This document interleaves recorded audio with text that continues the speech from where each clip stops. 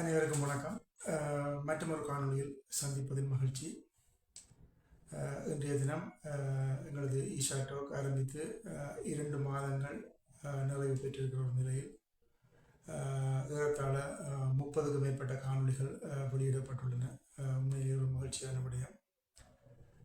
அது ஒரு புறம் இருக்க, இன்றைய தினம் ஒரு விடய தலைப்புடன் உங்களை சந்திக்கிறேன். அந்த வகையில் இன்றைய தினம் இலங்கையின் அரசியல் சம்பந்தமாக சில நடைமுறை அரசியல் சம்பந்தமாக சில விடயங்களை கதைக்கலாம் என்று இருக்கிறேன். என்று சொன்னால் கதைக்க வேண்டிய ஒரு தேவையான நிலைமை ஏற்பட்டிருக்கிறது போன்ற ஒரு உணர்வு வந்ததினால் கதைக்கின்றேன்.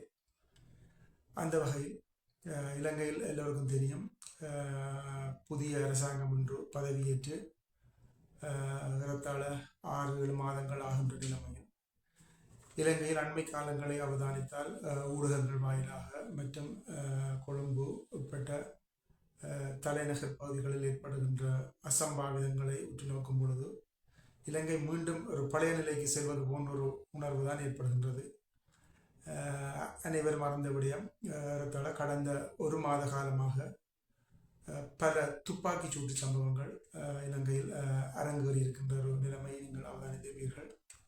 உண்மையிலே இவ்வாறான நிலைமை எதனை நோக்கி செல்கின்றது என்பது உண்மையிலே ஒரு தெளிவில்லாத நிலைமையில் தான் இருக்கின்றது.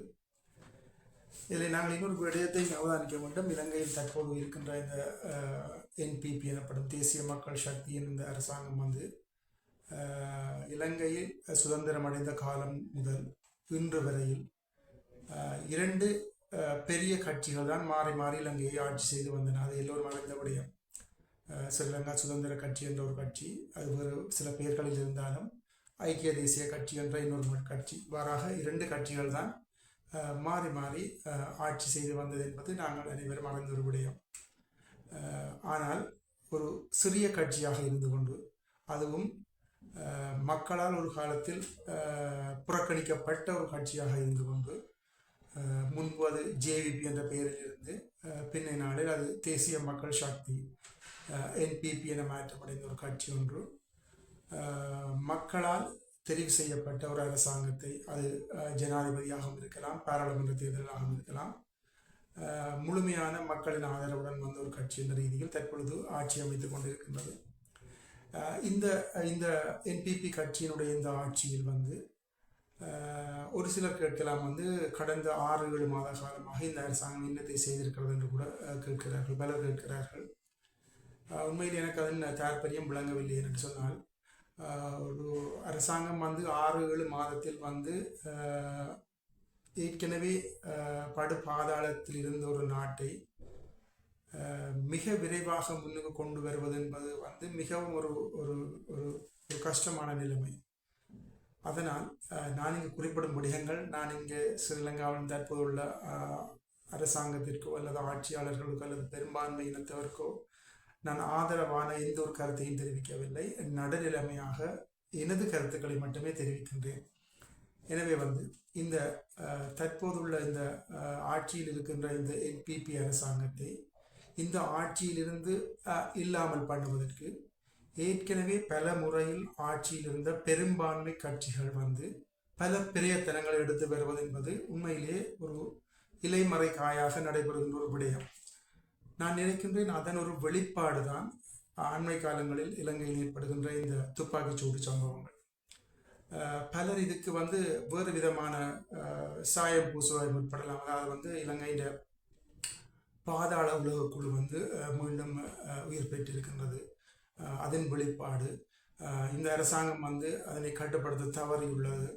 இவ்வாறான பல விடயங்கள் தெரிவிக்கப்பட்டுள்ளது. உண்மையிலே நாங்கள் ஒரு விடயத்தை அறிந்து கொள்ள வேண்டும். இலங்கையை பொறுத்த வரைக்கும் இந்த பாதாள குழு என்றது இன்று நேற்று உருவானதல்ல. நான் அறிந்த வகையில் பாதாள குழுக்கள் ஏறத்தாழ 1-2 தசாப்தத்துக்கு முன்னரே 15-20 வருடங்களாகவே இந்த பாதாள உலகக்குழு என்பது இலங்கையில் இயங்கிக் கொண்டுதான் இருக்கின்றது. இந்த பாதாள உலகக்குழு என்று சொல்வது உண்மையிலேயே இலங்கையில் அவர்கள் இல்லீகல் மேட்டர்ஸ், அதாவது சட்ட ரீதியான விடயங்கள் சம்பந்தமாக தங்களுக்குள் பல போட்டிகள் இருக்கலாம். அது போதைப்பொருள் கடத்தல், இன வியாபாரம் சம்பந்தமான போட்டிகள், இவ்வாறான ஒரு சட்ட ரீதியற்ற முறையில் அவர்களுக்குள் ஒரு போட்டியால் அந்த பாதாள உலக குழு என்ற ஒரு குழு வந்து அதுக்கு இன்டர்நெட்டில் அது கனகாலமாக இயங்கிக் கொண்டு வருகின்றது. ஆனால் அண்மையில் இடம்பெற்ற ஒரு பாரிய சம்பவம் நாங்கள் அவதானிக்கப்பட வேண்டியது. ஒரு குற்றவாளிகளால் அவர் வந்து நீதிமன்றத்தின் நீதிபதிக்கு முன்னால் உள்ள கூட்டில் வைத்து இன்னும் ஒருவரால் சுட்டுக்கொலை செய்யப்படுகின்றார். எனவே இந்த வகையில் நாங்கள் இதனை எவ்வாறு அணுக வேண்டும் என்று சொன்னால், இது உண்மையிலேயே இந்த பாதாள உலக குழுக்களுக்கு இடையிலான ஒரு ஒரு பிரச்சனை என்றதுக்கு அப்பால் வந்து ஒரு நீதிபதிக்கு முன்னாலேயே இலங்கையின் பாதுகாப்பு வந்து எவ்வாறு உள்ளது என்பதை இலங்கைக்கும் வெளி உலகத்துக்கும் தெரியப்படுத்த வேண்டிய ஒரு ஒரு ஒரு முறையாகத்தான் நாங்கள் இதனை அணுக வேண்டும். ஏனென்று சொன்னால், நீங்கள் எல்லாரும் மறந்திருப்பீர்கள், இன்றைக்கு நான் நினைக்கிறேன் ஒரு 2-3 வருடங்களுக்கு முன்னால் அப்பொழுது இந்த ஐக்கிய தேசிய கட்சி உட்பட்ட ரணில் விக்ரமசிங்கவின் அரசாங்கத்தின் காலத்தில் அப்பொழுது இருந்த ரணில் விக்ரமசிங்கவுக்கு முதலுள்ள அரசாங்கத்தில் நினைக்கிறேன் கோத்தபாய ராஜபக்ச இருந்த காலத்தில் அப்பொழுதுள்ள அரசாங்கத்தை கலைக்க வேண்டும் என்பதற்காக பொதுமக்கள் எவ்வாறு தங்களது சட்டங்களை கையில் எடுத்தார்கள் என்பது எல்லோரும் அறிந்த விடயம். அதற்கு முற்பட்ட காலத்தில் நாங்கள் அறிய வேண்டும்.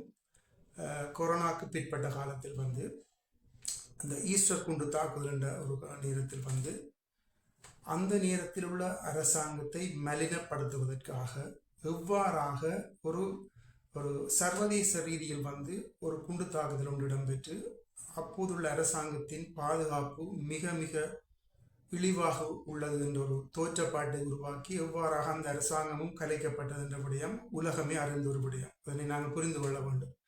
ஆனால் அது சரி பிழை என்பது அப்பாற்பட்ட விஷயம். அதாவது அப்போதுள்ள அரசாங்கம் அப்படித்தான் இருந்தது, அதற்கு பிற்பாடுள்ள அரசாங்கம் இப்படித்தான் இருந்தது, அதனால் தான் பொதுமக்கள் அதனை கலைத்தார்கள் என்ற விடயம் வேறு ஒரு விடயம். ஆனால் குறிப்பிட்ட ஒரு அரசாங்கத்தை இல்லாதொழிக்க வேண்டும் அல்லது தாங்கள் திரும்ப அரசுக்கு வர வேண்டும் என்று தீர்மானித்தால், அதுவும் இப்பொழுதுள்ள சிறுபான்மை சார்ந்த ஒரு சிறுபான்மை என்று சொல்லக்கூடாது, ஒரு சிறிய கட்சி சார்ந்த ஒரு அரசாங்கத்தை இல்லாது பண்ணி தற்பொழுது வளமையிலிருந்து 2 பெரிய கட்சிகளும் தாங்கள் திரும்ப அரசாங்கத்திற்கு வருவதற்கு எவ்வாறான முயற்சிகளையும் மேற்கொள்ள முடியும் என்ற ஒரு விடயத்தை நாங்கள் இங்கு புரிந்து கொள்ள வேண்டும்.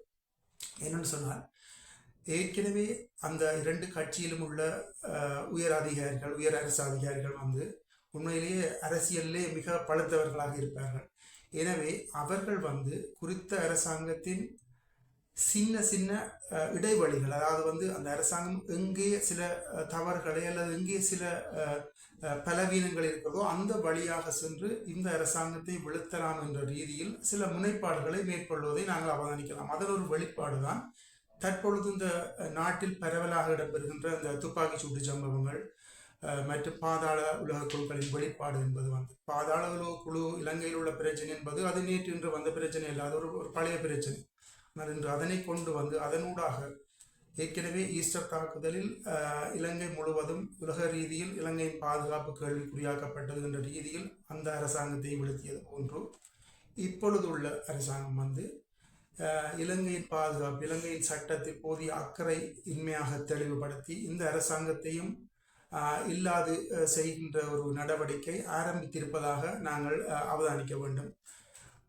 இந்த ரீதியிலே உண்மையிலே நான் இந்த ஊடகங்கள், இலங்கையின் ஊடகங்கள், செய்திகள் இவை சம்பந்தமாக கூட சில அதிருப்தியான நிலைப்பாடுகளை நான் தெளிவுபடுத்துகிறேன். என்னன்னு சொன்னால், இலங்கை நீங்கள் எடுத்துக்கொண்டால் பெரும்பாலான ஊடகங்கள், செய்தி நிறுவனங்கள் எல்லாம் இலங்கையில் என்ன நடைபெறுகின்ற விடயங்களை மட்டும் அவ்வப்போது தெளிவுபடுத்துகின்றன. உதாரணமாக எடுத்துக்கொண்டால், இன்று பாராளுமன்றத்தில் இவர் இதனை கதைத்தார், இன்று பொது வழியில் கூட்டத்தில் இவர் இதனை கதைத்தார், இன்று ஜனாதிபதி இவர் இதனை கதைத்தார் என்ற விடயங்களை மட்டும்தான் தெரிவிக்கின்றன. உண்மையிலே இதனை தெரிந்து கொள்வதற்கு ஒரு ஊடகம் தேவையில்லை. இது வந்து சாதாரணமாக இந்த ஒரு யூடியூப்ல இந்த ஒரு தளத்திலேயோ இது சம்பந்தமாக வெளியிடப்படலாம். அதாவது ஒரு கருத்து சொன்னால் அந்த கருத்தை இவர் சொல்வது வந்து ஒரு செய்தி அல்ல, அது வந்து அதன் உண்மைத்தன்மை, அது சொன்னது அவர் சரி, அது பிள்ளை அல்லது அந்த விடயங்கள் இவ்வாறு அறியப்படக்கூடாது. இவ்வாறான விடயங்களை ஆராய்ந்து ரீதியில் வந்து செய்தி நிறுவனங்கள் வெளியிட வேண்டும். உண்மையிலே நாங்கள் எடுத்துக்கொண்டால் சர்வதேச செய்தி நிறுவனங்கள் நிறைய, உதாரணமாக எடுத்துக்கொண்டால் பிபிசி, மற்றது ராய்ட்டர்ஸ், இப்படியான செய்திகள் எடுத்துக்கொண்டால் அவர்கள் எல்லாம் செய்திகளை அவ்வாறே தருவதில்லை. அது சம்பந்தமாக ஒரு ஆராய்வை மேற்கொண்டு அதன் வெளிப்பாட்டை தான் செய்திகளாக தருகின்றன. ஆனால் இலங்கையில் உள்ள செய்தி நிறுவனங்கள் ஊடகங்கள் என்பன நடப்பனவற்றை அவ்வாறே கூடுகின்றன. எனவே உண்மையில் இந்த இலங்கையில் அண்மையில் நடக்கின்ற இந்த அரசியல் நிலைமைகள் சம்பந்தமாக நீங்கள் ஆராய வேண்டும். செய்தி நிறுவனங்கள் ஊடகங்கள் உண்மை நிலைமை என்ன, ஏன் இவ்வாறு இடம்பெறுகின்றன என்ற விடயங்களை ஆராய வேண்டும். நான் நினைக்கிறேன் இதே நிலைப்பாடு தொடர்ந்து சென்றால் இலங்கையில் இன்னும் துப்பாக்கி கலாச்சாரம் அதிகரித்து நடைமுறையில் உள்ள ஒரு அரசாங்கத்தின் குறைபாடாக இதை வெளிக்காட்டி மீண்டும் ஒரு மக்கள் போராட்டம், ஏற்கனவே நடந்தது உங்களில் எல்லோருக்கும் தெரியும், சிங்களத்தில் சொல்வார்கள் அரகல, ஏற்கனவே நடந்த ஒரு ஆர்ப்பாட்டம், அதன் போன்ற திரும்பவும் ஏற்பட்டு இந்த அரசாங்கத்தையும் குழப்பும் ஒரு நிலைமை ஏற்பட்டாலும் ஆச்சரியப்படுறதுக்கு இல்லை.